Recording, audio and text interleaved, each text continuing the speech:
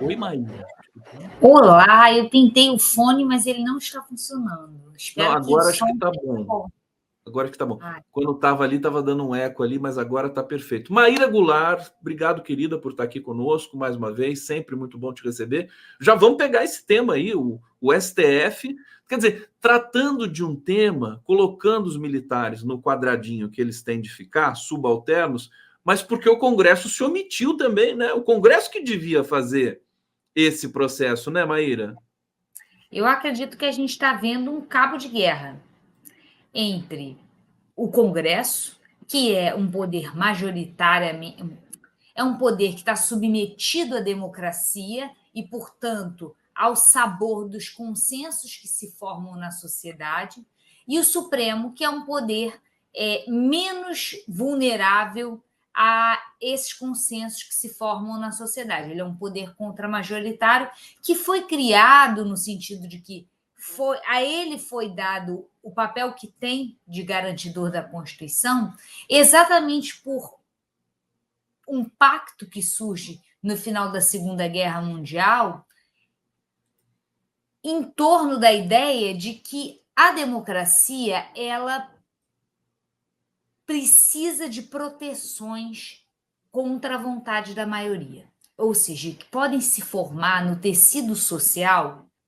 posições que são capazes de garantir voto, de serem eleitas, mas que podem ser ameaçadoras para o regime democrático pluralista. Então, no final da Segunda Guerra Mundial, o que a gente chama de novo constitucionalismo democrático, ele outorga ao Supremo Tribunal Federal o papel de guardião da Constituição e confere a ele essa possibilidade de rever, de interpretar ações de inconstitucionalidade. Ou seja, dizer que determinadas medidas, embora tenham sido votadas pelo Poder Legislativo, elas contrariam o poder constituinte, que é a Constituição, que estaria acima dos poderes constituídos, que são esses que são sufragados em períodos, né, no nosso caso, de 4 em 4 anos. Por que eu estou falando isso tudo? Porque há, historicamente, uma reação de poderes antidemocráticos, autoritários, ao papel do Supremo. Isso não é uma invenção do momento atual. Por exemplo, a gente está comemorando agora 60 anos do golpe militar. A ditadura militar, no AI-2, já em 65, né, ou seja, recém-inaugurado o golpe militar, ela interviu no Supremo, fazendo algo que, hoje em dia, no autoritarismo do século XXI, Orbán, Hugo Chávez, fizeram. Né? Então, a ditadura fez o que esses líderes autoritários fizeram, que é aumentar a composição do Supremo para ter maioria. Outra coisa que a ditadura militar fez foi cassar o mandato de 3 ministros do Supremo, além de interferir numa decisão que o Supremo inviabilizar que o Supremo decidisse habeas corpus para crimes políticos. Isso é interessante a gente pegar essa chave, porque está em curso hoje 2 medidas no Senado Federal para restringir o poder do Supremo Tribunal. Uma foi votada na Câmara, que fala de votos em colegiado e votos monocráticos, né? Tenta reduzir o papel dos votos monocráticos, inclusive também reduzir o mandato dos ministros do Supremo, e outra que está sendo considerada agora, que seria uma PEC para evitar que o Supremo possa interferir em julgamentos de parlamentares. Então, a gente está vivendo Prisão também, né, de parlamentares. Prisão, julgamento, porque o Supremo que autorizou as investigações contra a família Brazão, antes disso, contra algumas lideranças da extrema-direita do Rio de Janeiro, como Carlos Jordi e o Ramagem.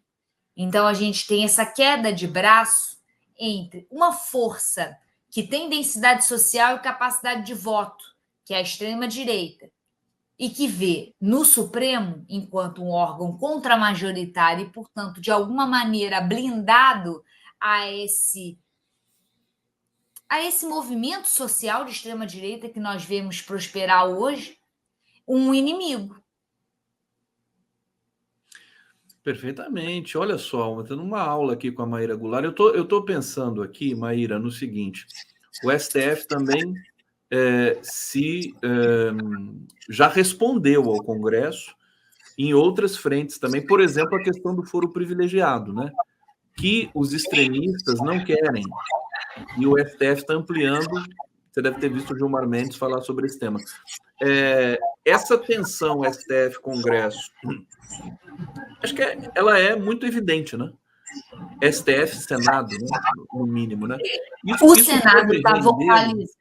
Oi, desculpa, pode falar. Não, continua a sua pergunta. Não, a pergunta é assim: isso pode render um passivo, um problema para o governo Lula, que acaba tendo de mediar algumas coisas, né? Eu já vejo o Lula, às vezes, pedindo para o STF parar de tratar de temas que são de ordem comportamental, questão que a extrema-direita gosta, questão do aborto, né, da maconha. Direitos civis, não direitos são civis. problemas comportamentais, são direitos civis. Acho que sim, você tem razão na sua análise, mas eu acho interessante que pode estar havendo uma dobradinha. Ao mesmo tempo que o Supremo ele acaba despertando o engajamento da extrema-direita em reação à sua ação, ele é capaz de fazer coisas, né, de adotar medidas e mexer em vesperos que o governo, por estar atento a esse clamor das ruas, a esse movimento social antidemocrático que é o bolsonarismo, que tem densidade na população e que, portanto, coloca o governo numa posição muito complicada, que fica muito nítida nessa relação com os militares. Enquanto o Supremo está fazendo está em curso esse julgamento histórico sobre o artigo 142 e o papel dos militares numa ordem democrática que deve ser submetido ao poder civil, o governo Lula dá indicação aos seus ministros, uma indicação oficial, de não participarem e o governo não se envolver em atos de denúncia e lembrança sobre os crimes cometidos durante a ditadura militar. Então, o Supremo está avançando nessa seara de reflexão sobre o papel dos militares numa ordem civil e o governo não. Olha o que a Maíra... Peraí, Maíra. Olha o que a Maíra está entregando para a gente aqui. Sempre, você sabe que quando você passa aqui, você traz uma lufada de lucidez. É assim, ao tempo em que o presidente Lula, né, pagando o custo político alto, né, de pedir para que as comemorações e as lembranças de 64 não sejam oficiais do governo, o STF vai, parece uma coisa casada, né? O STF vai lá e diz assim, na pessoa do Flávio Dino, que foi indicado pelo Lula. Quer dizer, fantástico, né? E nós criticamos o governo pela sua tibieza em relação ao papel dos militares. Aí vem o Datafolha e faz uma pesquisa nesse final de semana, né, na semana passada, que mostra que, de novo, o Lula nos engole enquanto analistas políticos. Eu tenho vontade de dar meu título de doutorado em ciência política para o Lula. Porque o que o Datafolha mostrou? Que 63% da população acham que a data deve ser desprezada, que não deve ser alvo de rememorações e comemorações. Entre os petistas, esse número é 68%, maior do que entre os bolsonaristas, que deu 58%. Essa dobradinha com o Supremo é porque o Supremo não presta contas eleitorais. E as forças político-partidárias têm uma eleição para ganhar esse ano. Vão ter uma eleição para ganhar daqui a 2 anos. E não adianta, gente, eu estou falando muito isso aqui na universidade, falo isso sempre, não adianta a gente achar que o mundo é a nossa bolha. O que a pesquisa do Datafolha está mostrando é que a gente precisa, sim, refletir sobre o papel dos militares, sobre o que foi a ditadura militar, mas que, de alguma maneira, os poderes democraticamente eleitos têm que ser respeitosos dessa maioria que tem uma posição relativamente ambígua em relação ao papel dos militares, à ditadura militar, a elementos, a noção de direito civil que o campo progressista defende em relação ao direito civil das mulheres sobre os próprios corpos, o direito civil dos adultos em relação ao consumo de entorpecentes. O campo progressista não tem maioria no tecido social sobre esses temas. Ok, é papel do Supremo Tribunal garantir direitos de minorias contra maiorias que se formem com feições de supressão, de restrição dos direitos de minorias. Esse é o papel do Supremo. Você está entendendo, então? Desculpa, pode completar. Eu estou entendendo esse jogo, o papel do Supremo, num contexto no qual se formam maiorias que têm perfis que tensionam os direitos humanos, que tensionam as liberdades democráticas, os direitos das minorias. Esse é o papel do Supremo, enquanto garantidor da Constituição. Mas os poderes constituídos estão pisando em ovos. Aliás, até renunciando a debates, como, por exemplo, da questão da saidinha do sistema prisional. Perfeito. Por quê? Por que abandonou? Não é que abandonar é errado.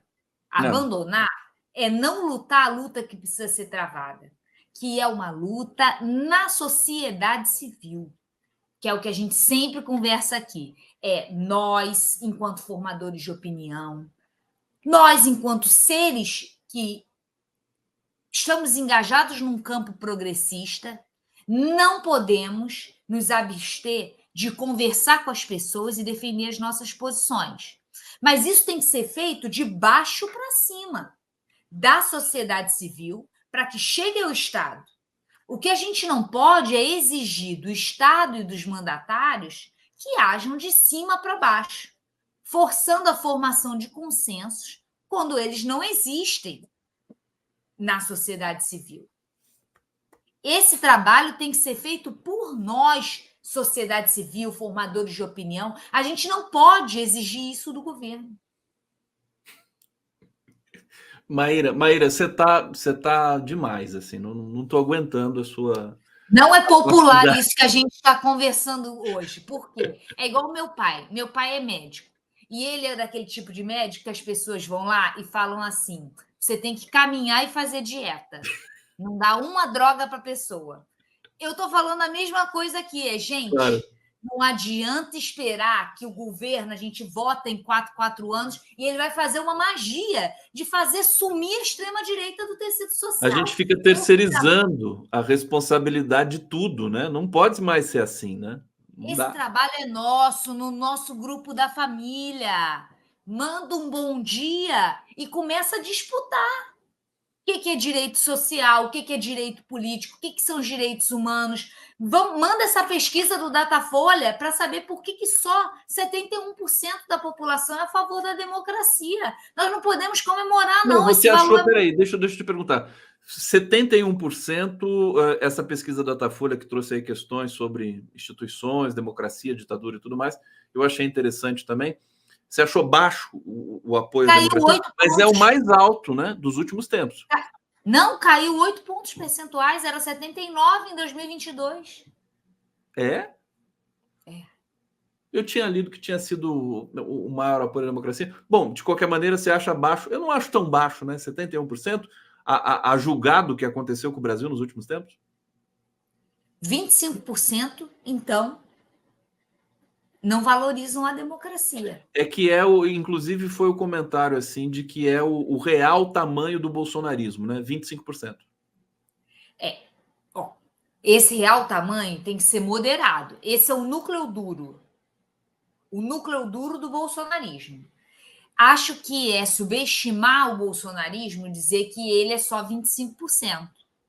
Por quê? Os pontos de articulação com outros grupos que não são tão radicais já estão dados. Porque democracia é um termo muito amplo. Inclusive, bolsonaristas e o bolsonarismo, a extrema-direita global se caracteriza, e a gente sabe disso, por mobilizar a ideia de democracia enquanto vontade da maioria. Contra quem? As minorias demográficas e não demográficas que se empoderaram a partir dos governos progressistas e de esquerda. Eles mobilizam essa ideia de democracia, resumindo ela a uma vontade da maioria que seria ameaçada pelas políticas de ação afirmativa, pelo empoderamento das minorias, e eles usam esse termo democracia, é caro para a extrema-direita. Maíra, eu acho que essa tua reflexão precisaria ir para o papel, né? Estou aqui sugerindo até para você tentar escrever sobre isso, porque eu penso que isso seria de extrema importância para o próprio governo ler, né? Entender. O próprio STF, quer dizer, eu acho que você captou uma movimentação assim, com muita acuidade. Vou fazer a última pergunta para você, vou trazer comentários aqui do nosso público. Lynn Brown e Maíra, 1000% correta. 1000%. Antônio Gorski, adora a Maíra, ela nos dá paz, tem lucidez plena. Neuza Santos, concordo, professora. Somos nós, da sociedade civil, que temos que nos organizar, criar autonomia e mostrar maturidade política. E Isazon Oliveira, linda e inteligente. Pronto, essa aqui fechou, ganhou o dia, semana e tudo mais. Gente, isso aqui é um momento de construção de autoestima, um momento maravilhoso. Tem que ser no início da semana para passar. Essa semana vai ser dura. A gente já fica assim, animado. Um comentário, Maíra, sobre a votação também do foro privilegiado no STF, que me parece que é um recado também para os parlamentares, né? Quer dizer, os eleitos, de uma certa maneira. Como é que você leu essa decisão? A ideia é que eles não sejam julgados pelo Supremo, né? E sim pelos próprios pares. Isso é algo recorrente. Não é só, eu não leio isso só na relação com o Supremo. A gente tem, por parte das forças eleitas no Congresso, um espírito corporativista, de autodefesa, que aparece não só no tocante a essa questão do foro privilegiado, mas também, não sei se você se lembra, todo ano pós-eleição é votada uma PEC da anistia para não cumprimento das regras de distribuição de recursos do fundo eleitoral, regras que tenham atenção à formação de minorias dentro do sistema partidário. Então, os grandes partidos e as forças políticas, elas têm uma atuação corporativista. E isso se replica, por exemplo, nesse adiamento do julgamento acerca do caso dos Brazão, da perda de mandato deles. Essa é uma reação que diz menos sobre o caso em questão, o caso da Marielle, e mais sobre o corporativismo desse aparelho, que é o Congresso Nacional, e que quer proteger os seus membros a todo custo. Esse é um viés que a gente precisa sempre observar quando a gente está falando de partidos, né?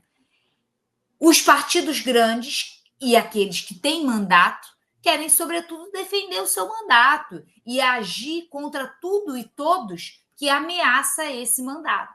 Essa é uma lei da política. A despeito do seu conteúdo programático, para você executar um programa, você precisa de mandato.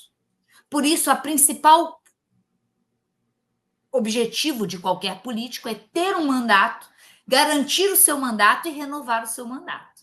Esse é um ano de eleições municipais e é isso que está norteando toda a discussão. Por exemplo, a cassação do Moro. Por que o PT e o PL estão querendo adiar esse processo da cassação?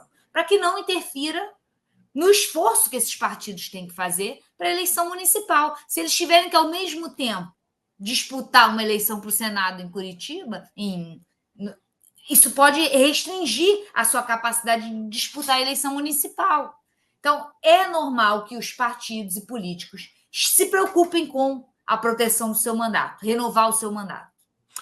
Maíra Goulart aqui no 11 News, uma das leituras mais precisas, né, da cena política brasileira, notadamente aí do STF na relação com o Congresso. Maíra, obrigado. E o Lula surpreendendo todo mundo, né, Maíra? Continua surpreendendo todo mundo, as pesquisas vão mostrando. Obrigado a todos que nos acompanham. A gente fala mal dele, aí na semana seguinte a gente tem que elogiar. Não, mas a gente fala porque ele também gosta disso, né? Quer dizer, tem que ficar no pé dele, ali no cangote. Puxar ele para a esquerda, é isso. Puxar ele para a esquerda. E ele continua sendo, né, a voz mais eloquente do governo, de longe, né? Tudo que ele fala. Né? Com a saída do Flávio Dino, ele está tendo que jogar em todas as posições desse futebol. Em todas as posições. Gente, não esqueça do like, continue na nossa programação, que vai continuar muito forte aí ao longo do dia, ao longo da semana também. Amanhã estaremos de volta com mais um 11 News às 11 horas. Beijo, querida. Até mais. Beijo, Valeu. Até mais.